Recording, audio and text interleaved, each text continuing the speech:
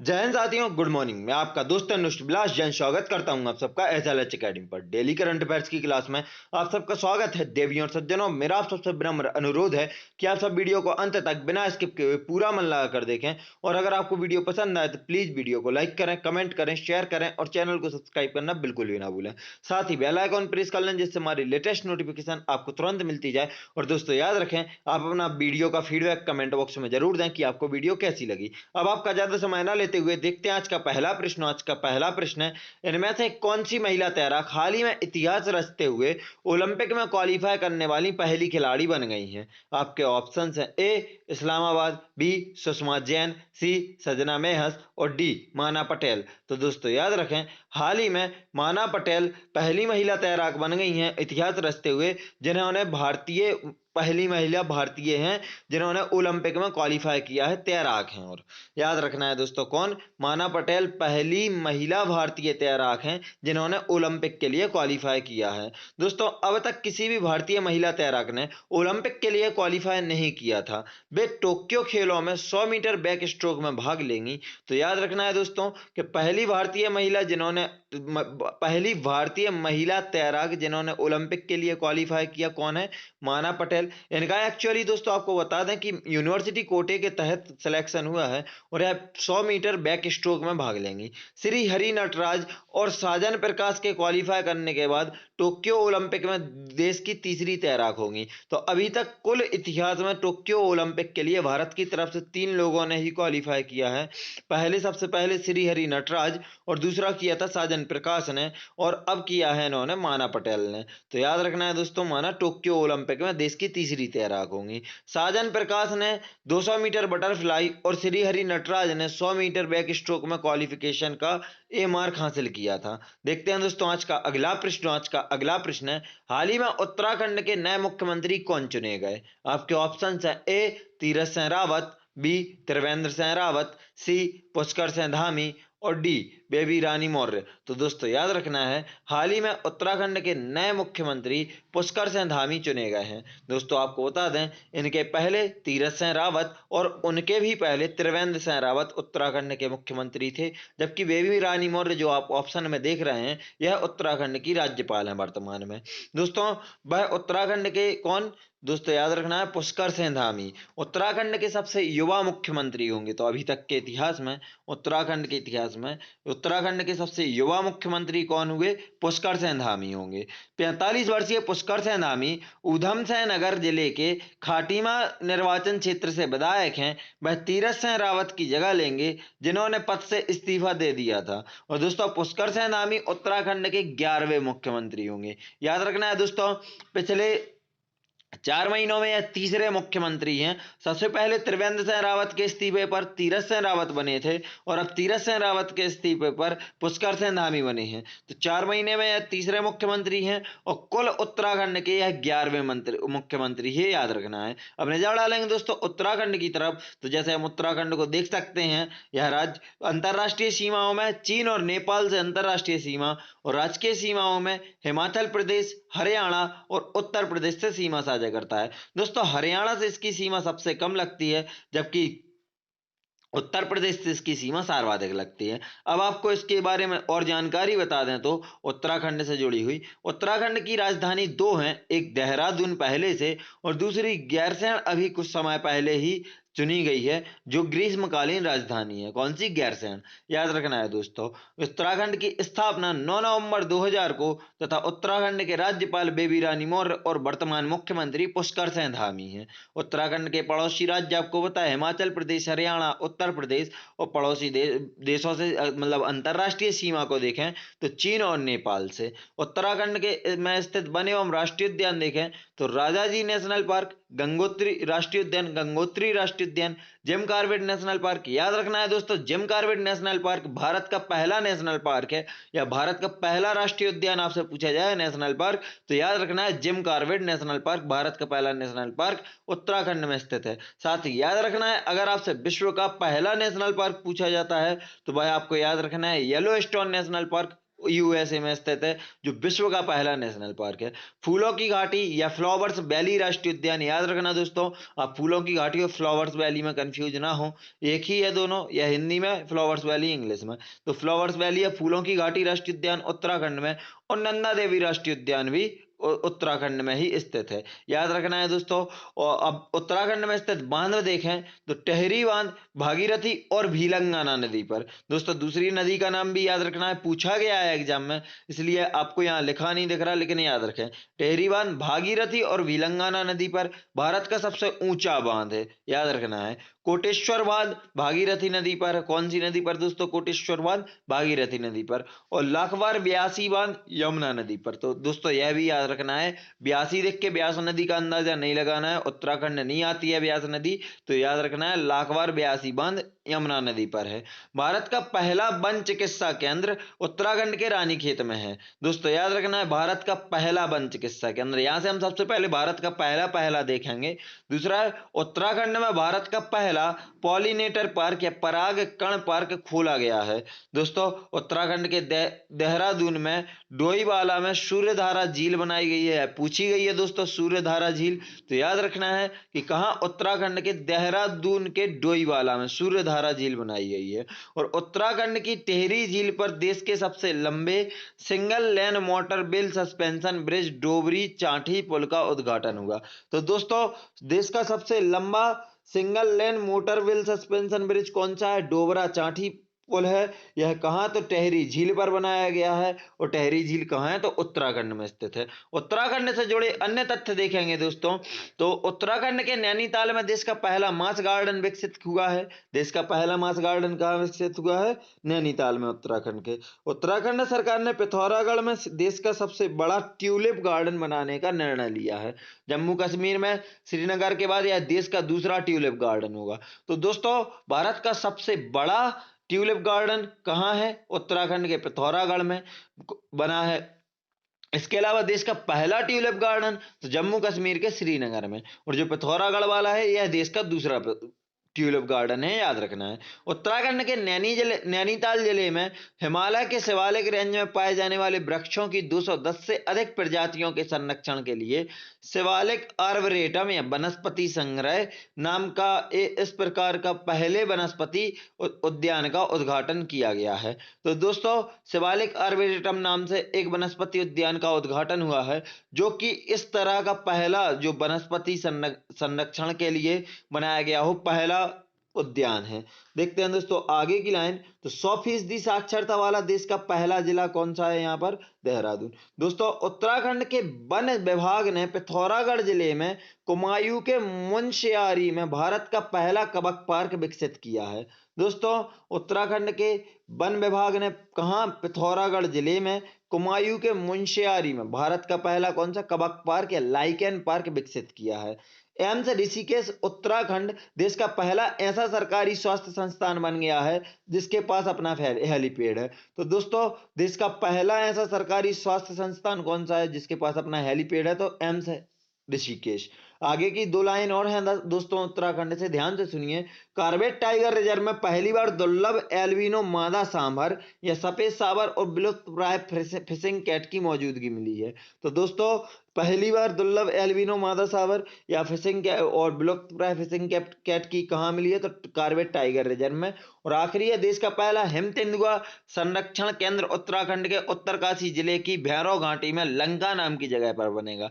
याद रखना दोस्तों, देश का पहला हिम तेंदुआ संरक्षण केंद्र उत्तराखंड के उत्तरकाशी जिले की भैरव घाटी में लंका नाम की जगह पर बनेगा। देखते हैं आज का अगला प्रश्न। आज का अगला प्रश्न है, निम्न में से कौन सी यूनिवर्सिटी और MIIT के रिसर्चर्स ने एक नया फेस मास्क विकसित किया है? आपके ऑप्शन है A California university, B Harvard university, C Washington university और डी लंदन यूनिवर्सिटी। तो दोस्तों याद रखें कि हाल ही में हार्वर्ड यूनिवर्सिटी और MIT MIIT के रिसर्चर्स ने एक नया फेस मास्क विकसित किया है। दोस्तों, MIIT के रिसर्चर्स और हार्वर्ड यूनिवर्सिटी ने हाल ही में पहनने वाले को लगभग 90 मिनट के भीतर कोविड-19 इन्फेक्शन का पता लगाने वाला एक नया फेस मास्क विकसित किया है। इस मास्क को विश्व institute for biological inspired engineering के इंजीनियरों द्वारा डिजाइन किया गया है। ये मास्क छोटे डिस्पोजेबल सेंसर के साथ एम्बेडेड होते हैं। दोस्तों, याद रखना, सेंटर फॉर वर्ल्ड यूनिवर्सिटी, यहाँ से दो इंडेक्स के बारे में आपको जानकारी दी जा रही है। दोनों यूनिवर्सिटी, हार्वर्ड यूनिवर्सिटी और MIIT की, वो बताई जाएंगी। तो दोस्तों प्लीज केयरफुली सुने इन दोनों लाइंस को। Centre for world university ranking 2021-22 में हार्वर्ड यूनिवर्सिटी ने विश्व स्तर पर शीर्ष स्थान तथा MIT ने दूसरा स्थान हासिल किया था। तो दोस्तों कौन से में, सेंटर फॉर यूनिवर्सिटी रैंकिंग 2021-22 में। और दूसरी रैंकिंग है QS वर्ल्ड यूनिवर्सिटी रैंकिंग 2022 में MIT प्रथम तथा हार्वर्ड यूनिवर्सिटी 5वें नंबर पर थी। दोनों इंडेक्स याद रखें दोस्तों। देखते हैं आज का अगला प्रश्न। आज का अगला प्रश्न है, केंद्र सरकार ने LIC अध्यक्ष की सेवानिवृत्ति आयु बढ़ाकर कितने वर्ष कर दी है? आपके ऑप्शन है A 60 वर्ष, B 62 वर्ष, C 70 वर्ष और D 75 वर्ष। तो दोस्तों याद रखें, केंद्र सरकार ने LIC अध्यक्ष की सेवानिवृत्ति आयु बढ़ाकर 62 वर्ष कर दी है।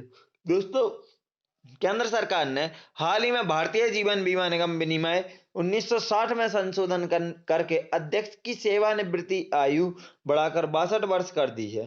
साथ ही इसके पहले केंद्र सरकार ने LIC के अध्यक्ष MR कुमार को 9 महीने के विस्तार की मंजूरी दी थी। तो दोस्तों यहां से अगर आपको सिर्फ याद रखना है, LIC के भारतीय जीवन बीमा निगम के अगर जो बढ़ाए जाते हैं आयु वगैरह कुछ भी, तो किसके द्वारा बढ़ाए जाते हैं? तो विनियम 1960 में संशोधन करके बढ़ाए गए थे। अब दोस्तों आपको LIC की तरफ नजर डालेंगे तो LIC की वर्तमान में अध्यक्ष MR कुमार हैं। LIC के मुख्यालय मुंबई महाराष्ट्र में स्थित है तथा स्थापना LIC की 1 सितंबर 1956 को हुई थी। देखते हैं आज का अगला प्रश्न। आज का अगला प्रश्न है, हाल ही में किसने बाको इंडिया किक बॉक्सिंग फेडरेशन को राष्ट्रीय खेल महासंघ के रूप में मान्यता देने की घोषणा की है? आपके ऑप्शन है A नीति आयोग, B योजना आयोग, C खेल मंत्रालय और D सूचना और प्रसारण मंत्रालय। तो दोस्तों याद रखना है, हाल ही में खेल मंत्रालय ने बाको इंडिया किक बॉक्सिंग फेडरेशन को राष्ट्रीय खेल महासंघ के रूप में मान्यता देने की घोषणा की है। दोस्तों इसका उद्देश्य देश में खेल को बढ़ावा देना और विकसित करना है। India kick boxing federation kick boxing के लिए एक विश्व निकाय है। दोस्तों याद रखें, यह अंतरराष्ट्रीय ओलंपिक समिति का अस्थायी रूप से मान्यता प्राप्त सदस्य है। दोस्तों यह भी याद रखना है कि इंडिया किक बॉक्सिंग फेडरेशन अंतरराष्ट्रीय ओलंपिक समिति का अस्थायी रूप से मान्यता प्राप्त सदस्य, इसको स्थायी रूप से मान्यता प्राप्त नहीं है। Indian association of kick boxing organisation IAKO Bharat में किक बॉक्सिंग का राष्ट्रीय महासंघ है। तो दोस्तों भारत में राष्ट्रीय महासंघ कौन सा है किक बॉक्सिंग का? Indian association of kick boxing organisation IAKO। इसकी स्थापना 1993 में हुई भारत में किक बॉक्सिंग गतिविधियों को नियंत्रित करने और बढ़ावा देने के लिए की गई थी। दोस्तों याद रखना, IAKO की स्थापना कब हुई है? 1993 में हुई है। IAKO पहला मार्शल आर्ट फेडरेशन है जिसे school games federation of India द्वारा मान्यता दी गई है। तो दोस्तों school games federation of India द्वारा मान्यता प्राप्त पहला मार्शल आर्ट फेडरेशन कौन सा है? IAKO एकमात्र। और बाको दुनिया भर में एकमात्र संगठन है जिसे GAISF global association of sports federation और IOC अंतरराष्ट्रीय ओलंपिक समिति द्वारा मान्यता प्राप्त, दोनों द्वारा मान्यता प्राप्त एकमात्र संगठन कौन सा है? बाको। याद रखना है दोस्तों। देखते हैं आज का अगला प्रश्न। आज का अगला प्रश्न है, जनरल MM नरवणे ने हाल ही में भारतीय नौसेना में कितने शॉर्ट स्पैन ब्रीजिंग सिस्टम की पहली खेप को शामिल किया है? दोस्तों आपके ऑप्शन है A 5 short span bridging, B 12 short span bridging, C 18 short span bridging और D 25 शॉर्ट स्पैन ब्रीजिंग। तो दोस्तों याद रखना है, जनरल MM नरवणे ने हाल ही में भारतीय नौसेना में 12 शॉर्ट स्पैन ब्रीजिंग सिस्टम की पहली खेप को शामिल किया है। दोस्तों कुल 100 ऐसे सिस्टम को आने वाले 2 वर्षों में भारतीय सेना में शामिल किया जाएगा। आपको बता दें दोस्तों, यह पहली खेप जनरल MM नरवणे ने दिल्ली स्थित करियप्पा मैदान में शामिल की। उस वहां एक कार्यक्रम चल रहा था, वहीं पर इसका अनावरण किया। इस 492 करोड़ रुपए की लागत वाला यह short span bridging system project को भारत में DRDO और भारतीय सेना के इंजीनियरों द्वारा डिजाइन किया गया है। मेक इन इंडिया अभियान के एक हिस्से के रूप में इस शॉर्ट स्पैन ब्रीजिंग सिस्टम पश्चिमी सेनाओं के साथ संचालन के मामलों में नहरों और छोटी नदियों जैसी भौगोलिक बाधाओं को दूर करने के लिए भारतीय सेना के सैनिकों को सहायता करेगा। दोस्तों याद रखें, इसकी लंबाई अगर आपसे पूछ ली जाए तो 9.5 मीटर से 10 मीटर तक की इसकी लंबाई है, जो कि नदियों को पार करने के लिए बहुत सहायक साबित होगा इनके भारतीय सेना के जवानों के लिए, नदियों और नहरों को। दोस्तों इसका उत्पादन किस कंपनी ने किया है, तो आपको यह भी याद रखना है लॉरेंस एंड टर्बो मतलब L&T द्वारा इसका उत्पादन किया गया है। देखते हैं आज का अगला प्रश्न। आज का अगला प्रश्न है 4 जुलाई को प्रत्येक वर्ष कौन सा राष्ट्र अपना स्वतंत्रता दिवस मनाता है? आपके ऑप्शन है A Canada, B Mexico, C Brazil और D अमेरिका। तो दोस्तों याद रखें 4 जुलाई को अमेरिका प्रत्येक वर्ष अपना स्वतंत्रता दिवस मनाता है। दोस्तों याद रखें, अमेरिका प्रत्येक वर्ष 4 जुलाई को अपना स्वतंत्रता दिवस मनाता है। अमेरिका का स्वतंत्रता दिवस संयुक्त राज्य अमेरिका का राष्ट्रीय दिन है। अमेरिका का स्वतंत्रता दिवस 4 जुलाई को मनाया जाता है। इस दिन राष्ट्रीय अवकाश रहता है। स्वतंत्रता दिवस आमतौर पर आतिशबाजी, परेड, बारबेक्यू मेलों, पिकनिक, संगीत, बेसबॉल खेल, राजनीतिक भाषणों और समारोहों के साथ मनाया जाता है। दोस्तों अमेरिका 4 जुलाई 1776 को ब्रिटिश साम्राज्य से स्वतंत्र हुआ था। दोस्तों याद रखना है कब, 1776 4 जुलाई को यह स्वतंत्र हो गया था, ब्रिटिश साम्राज्य से ही हुआ था। देखेंगे दोस्तों अब अमेरिका को, तो जैसे हम ग्लोब पर देख सकते हैं यह हमें यूनाइटेड स्टेट्स, कनाडा और मैक्सिको के बीच में नॉर्थ अमेरिका कंटिनेंट में देखने को मिल रहा है, थोड़ा येलोइश कलर में। और इसका ही पार्ट अलास्का, जो हम कनाडा के वेस्टर्न एरिया में देख सकते हैं, पश्चिमी क्षेत्र पर देख सकते हैं, वह अलास्का यूनाइटेड स्टेट्स मतलब अमेरिका का ही हिस्सा है। अब हम यहाँ पर तस्वीरों में देख रहे हैं, यह है अमेरिका के राष्ट्रपति जो बिडेन तथा यह है उपराष्ट्रपति कमला हैरिस। दोस्तों याद रखना है अमेरिका की प्रथम महिला उपराष्ट्रपति कौन है अगर पूछा जाए तो कमला हैरिस ही हैं, यह भी याद रखना है। प्रथम महिला उपराष्ट्रपति हैं अमेरिका की राजधानी वॉशिंगटन DC है। अमेरिका की मुद्रा अमेरिकी डॉलर तथा अमेरिका विश्व में क्षेत्रफल व जनसंख्या के दोनों की दृष्टि से तीसरा सबसे बड़ा देश है। दोस्तों क्षेत्रफल में इससे बड़े कौन कौन है, तो रूस और कनाडा, और जनसंख्या में कौन कौन है, तो एक हमारा भारत दूसरे स्थान पर रहता है जो, और पहले स्थान पर चाइना इसके क्षेत्रफल में इससे बड़े हैं, तीसरे पर अमेरिका। अब अमेरिका से जुड़े अन्य तथ्य देखेंगे दोस्तों, तो विश्व का सबसे बड़ा बंदरगाह न्यूयॉर्क बंदरगाह अमेरिका में स्थित है। विश्व का सबसे बड़ा जंक्शन शिकागो जंक्शन अमेरिका में स्थित है। विश्व का सबसे व्यस्त अंतरराष्ट्रीय हवाई अड्डा अटलांटा हवाई अड्डा अमेरिका में है। दोस्तों विश्व का ऑटोमोबाइल उद्योग का केंद्र डेट्रॉइट भी अमेरिका में ही है। विश्व के IT सेक्टर का हब सिलिकॉन वैली कहाँ है, तो अमेरिका में है। दोस्तों अमेरिका कनाडा के साथ सीमा में 49 डिग्री समानांतर रेखा बनाती है। तो दोस्तों याद रखना है कनाडा के साथ अमेरिका की प्राकृतिक सीमा कौन सी, 49 डिग्री समानांतर रेखा बनाती है। अमेरिका दोस्तों विश्व में मक्का व सोयाबीन के उत्पादन में अमेरिका विश्व में प्रथम स्थान पर है। और दोस्तों यहाँ से एक लाइन और याद रखना है, ब्रेक होना गलती से ब्रेक नहीं हुई है लाइंस, लेकिन आपको याद रखना है विश्व का पहला national park Yellowstone national park America में है। दोस्तों वॉशिंगटन DC में विश्व बैंक तथा IMF का मुख्यालय है। याद रखना है आपको, कहाँ है, वॉशिंगटन DC में विश्व बैंक तथा IMF का मुख्यालय है।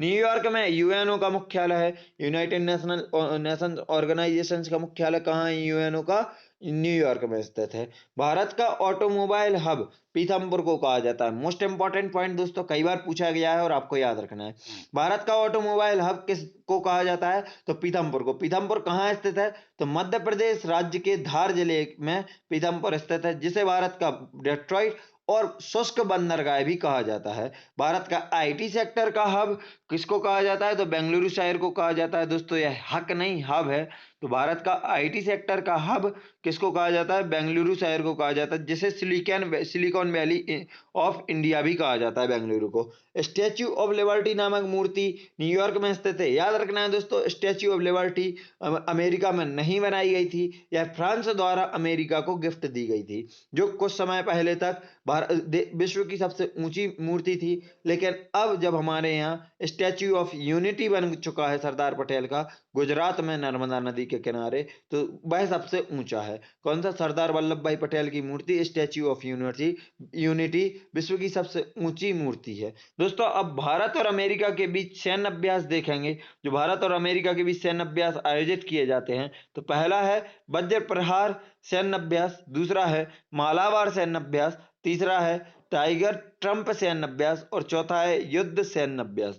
दोस्तों चारों याद रखने हैं, जिनमें से टाइगर ट्रंप तो आपको ट्रंप से ही याद रह जाएगा, युद्ध सैन्य अभ्यास याद रखें, वज्र प्रहार याद रखें, और मालाबार सैन्य अभ्यास ऐसा है कि इसमें जापान ऑस्ट्रेलिया भी शामिल है, तो आपको याद रखना है साथ में कि इसमें अमेरिका भी शामिल रहता है। देखते हैं आज का अगला प्रश्न। आज का अगला प्रश्न है, Arun Jaitley national institute of financial management AI और AJNIFM और AI और उभरती प्रौद्योगिकियों के निर्माण के लिए किसके साथ साझेदारी की है?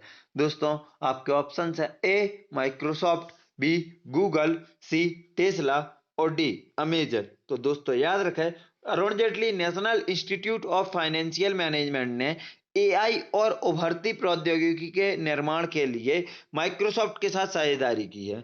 दोस्तों यह सहयोग भारत में सार्वजनिक वित्त प्रबंधन के भविष्य को बदलने और आकार देने में क्लाउड, AI और उभरती प्रतियोगिकियों की भूमिका का पता लगाने का प्रयास करता है। उत्कृष्टता केंद्र अनुसंधान AI परिदृश्य की कल्पना और तकनीक के नेतृत्व वाले नवाचार के लिए एक केंद्रीय निकाय के रूप में काम करेगा। यह जो साझेदारी हुई है, नजर डालें दोस्तों माइक्रोसॉफ्ट की तरफ, तो माइक्रोसॉफ्ट के संस्थापक बिल गेट्स और पॉल एलन है।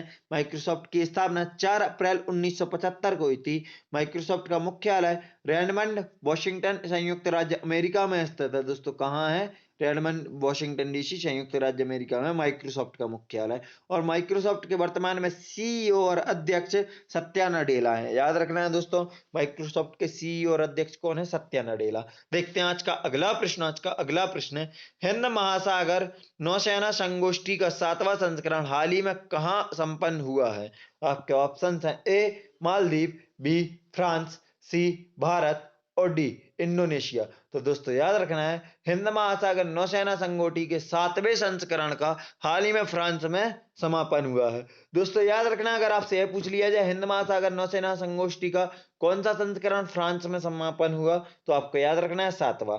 दोस्तों भारत से इस संगोष्ठी में कौन शामिल हुए, तो आपको बता दें, भारत से एडमिरल करमबीर सिंह, प्रमुख नौसेना स्टाफ भारतीय नौसेना ने वर्चुअली आयोजन के उद्घाटन सत्र में भाग लिया। फ्रांस संगोष्ठी का वर्तमान में अध्यक्ष है। दोस्तों यह परमानेंट अध्यक्ष नहीं है, हिंद महासागर नौसेना संगोष्ठी का कोई भी इसका परमानेंट अध्यक्ष नहीं है, इसका हर बार बदलते रहते हैं, हर 2 साल में अध्यक्ष। तो अभी वर्तमान में कौन है? फ्रांस संगोष्ठी का वर्तमान अध्यक्ष है, जिसने 29 जून 2021 को 2 साल के कार्यकाल के लिए अध्यक्षता ग्रहण की। तो कब की है दोस्तों?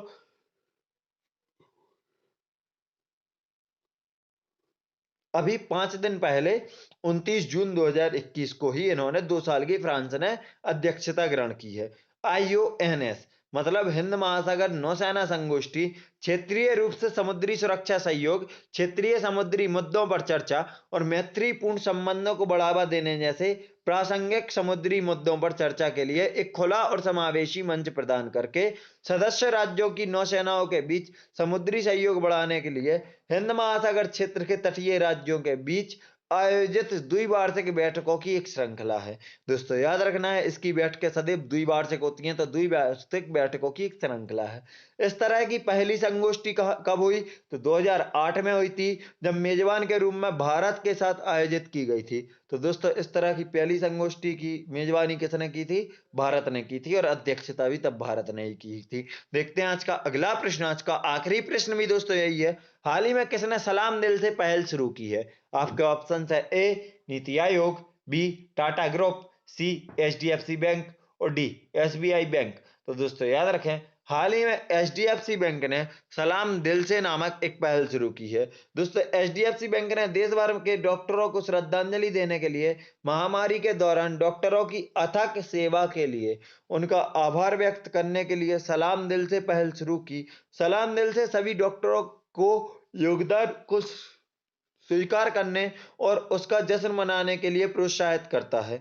डॉक्टरों के प्रति आभार व्यक्त करने के लिए एक मंच प्रदान करता है जो अपनी जान जोखिम में डालकर महामारी से बहादुरी से लड़ रहे हैं। दोस्तों, इसके तहत इन लोगों ने एक सलाम दिल से नाम से वेबसाइट भी लॉन्च की है, वेब पोर्टल, जो कि एक माइक्रो वेब पोर्टल है जिस पर आप भी लॉगिन कर सकते हैं और अपना एक मैसेज छोड़ सकते हैं डॉक्टर्स के लिए, उनके इस डेडिकेशन के लिए। नजर डालेंगे दोस्तों एचडीएफसी बैंक की तरफ, तो एचडीएफसी बैंक का मुख्यालय मुंबई महाराष्ट्र में है। एचडीएफसी बैंक की स्थापना अगस्त 1994 तथा एमडी और सीईओ शशिधर जगदीशन, और इसके एचडीएफसी बैंक की टैगलाइन क्या है? बी अंडरस्टैंड योर वर्ल्ड, इसकी टैगलाइन है। दोस्तों, हमारी वीडियो यहीं समाप्त होती है। वीडियो को अंत तक देखने के लिए आप सभी का धन्यवाद। अगर आप सबको वीडियो पसंद आई है तो प्लीज वीडियो को लाइक करें, कमेंट करें, शेयर करें और चैनल को सब्सक्राइब करना बिल्कुल भी ना भूलें। साथ ही बेल आइकॉन प्रेस कर लें जिससे हमारी लेटेस्ट नोटिफिकेशन आपको तुरंत मिलती जाए।